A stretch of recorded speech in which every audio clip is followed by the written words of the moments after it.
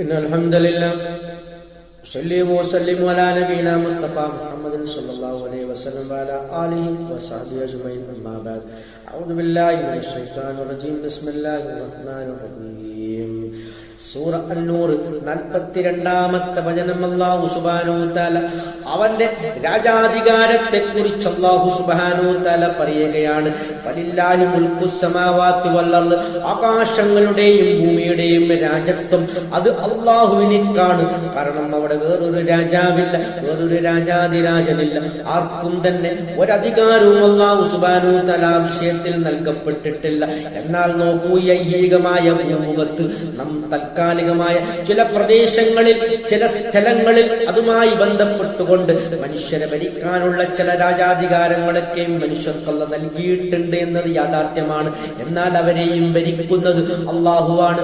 അള്ളാഹുവിന്റെ അറിവിൽപ്പെടാതെ അള്ളാഹു നൽകാത്തതായിട്ട് ഒന്നും തന്നെ ഈ ഭൂമിയിൽ ഇല്ല എന്നാണ് ഈ ആയത്തിൽ കൂടി നമുക്ക് പഠിപ്പിച്ചു തരുന്നത്. ശേഷം നോക്കൂ, വഇലല്ലാഹിൽ മസീർ, ആ അള്ളാഹുവിലേക്ക് തന്നെയാണ് നാം മടങ്ങിച്ചെല്ലേണ്ടതെന്നുള്ള ആ ഓർമ്മപ്പെടുത്തലാണ്, പരലോകത്തെ കുറിച്ചുള്ള ഒരു ഓർമ്മപ്പെടുത്തലാണ് നടത്തുന്നത്. അകല ലോകങ്ങളും സൃഷ്ടിച്ചു പരിപാലിക്കുന്ന, അതിന്റെയൊക്കെയും നിയന്ത്രണാധികാരമുള്ള എല്ലാ വസ്തുക്കൾക്കും അതിന് കൃത്യമായ ശക്തി രൂപം നൽകി അതിനെയൊക്കെയും നിർമാർഗത്തിലേക്ക് നയിച്ചുകൊണ്ടിരിക്കുന്ന ആ രാജാധിരാജനായ അള്ളാഹുവിനെയാണ് നാം അനുസരിക്കേണ്ടത്. അവന് മാത്രമേ ഇബാദത്തുകൾ അർപ്പിക്കാൻ പാടുള്ളൂ.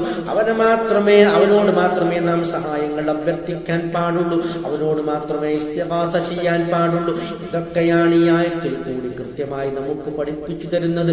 മാലിക് യൗമിദ്ദീൻ എന്ന് സൂറ ഫാത്തിഹയിൽ പറഞ്ഞത് നമുക്ക് കാണാൻ കഴിയും. എന്താണ് അതിന്റെ അർത്ഥം? ആ യൗമുദ്ദീൻ, പ്രതിഫല ദിവസത്തിന്റെ ഉടമസ്ഥനും അതും അല്ലാഹ് തന്നെയാകുന്നു എന്നാണ് പഠിപ്പിക്കുന്നത്. ആകാശഭൂമികളുടെയും മുഴുവനും മാലിക്കുൽ മുലൂക്ക്, ആ രാജത്വം അത് അള്ളാഹുവിനക്ക് മാത്രമാകുന്നു. അതിലാർക്കും തന്നെ യാതൊരു തരത്തിലുള്ള പങ്കുമില്ല. ഈ അവിശ്വാസികളായ ഈ മുശ്രിക്കീങ്ങൾ ജനിച്ചുകൊണ്ടിരിക്കുന്നത് പോലെയുള്ള കാര്യങ്ങൾ നോക്കൂ. നിങ്ങൾ ആർക്കും ഒരധികാരവും അല്ലാഹു തആല കൊടുത്തിട്ടില്ല. ഒക്കെയും അവരൊക്കെയും കൈയാളുന്ന അധികാരങ്ങളൊക്കെയും അതൊക്കെയും താൽക്കാലികമാണ്.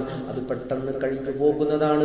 അള്ളാഹുവിന്റെ നിയന്ത്രണത്തിൽ പെട്ടതാകുന്നു എന്നാണ് ഈ ആയത്ത് പഠിപ്പിക്കുന്നത്. അങ്ങനെ നാമൊക്കെയും അള്ളാഹുവിലേക്ക് മടങ്ങി ചെല്ലേണ്ടവരാകുന്നു എന്നുള്ള ഒരു ഉണർത്തലുമുണ്ട്. ആഖിറു ദഅവാനാ അൽഹംദുലില്ലാഹി റബ്ബിൽ ആലമീൻ.